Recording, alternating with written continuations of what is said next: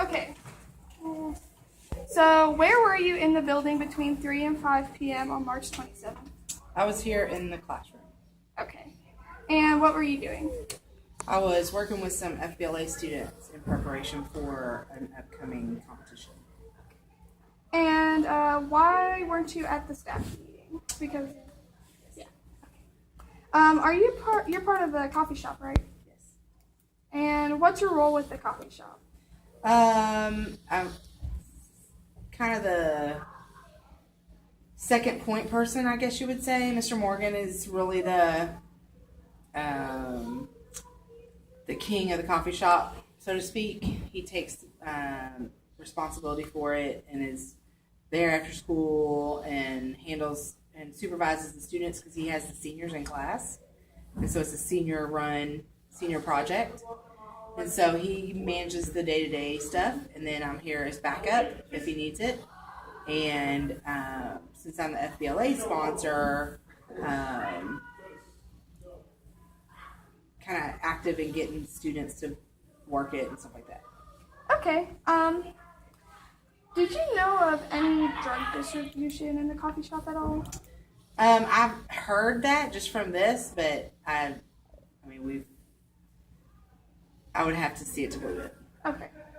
And did you know of the drug use between students and faculty?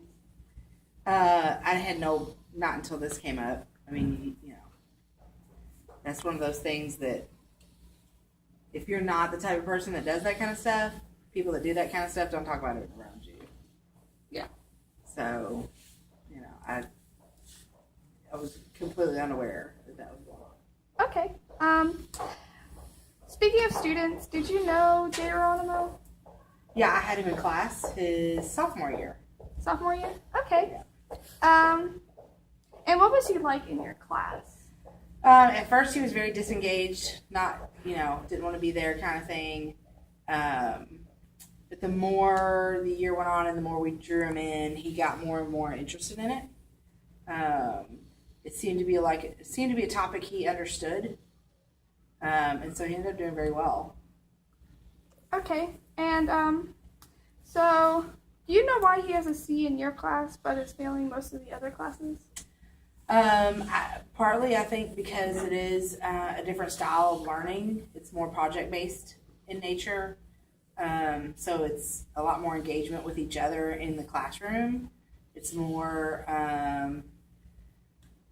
students can play up to their strengths in a group instead of everybody doing the same thing and expected to be measured on the same thing. Mm-hmm. And he seemed to respond to that.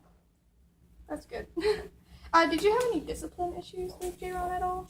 At first, we had our little, how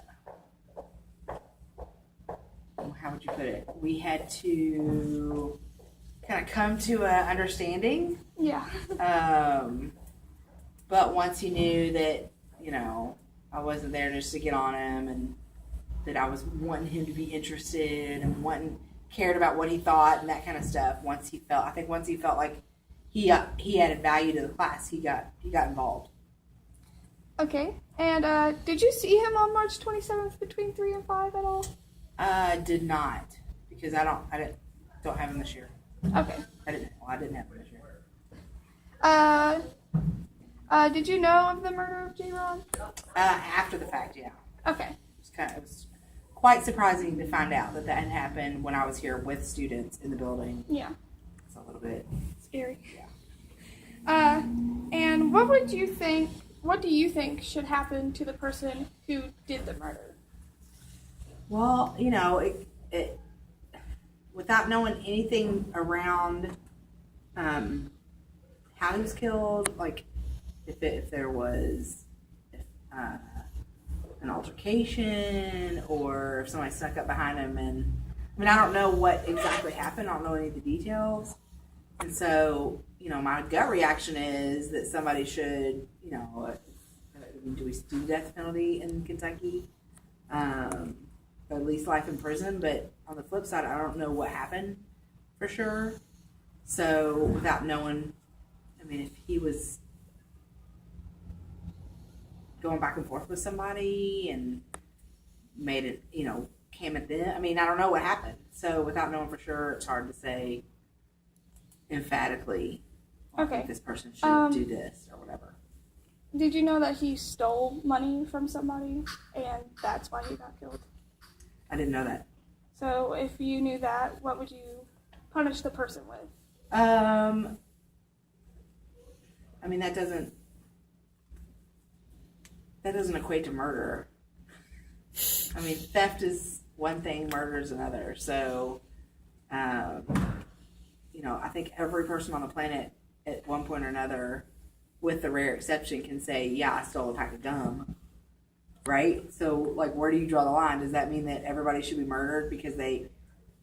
Right? So, that's hard to say emphatically without finding out all the details and being presented with the case and all that, because were there mitigating circumstances? I mean, was he getting back at that person? You know. Yeah. All of us are culpable in one way or another, so to think that the person that did it, I don't know. Everybody's got motives. Yeah. And apparently there was a person named Big Man. Do you know of anybody that would be nicknamed Big Man? Big Man? Yeah.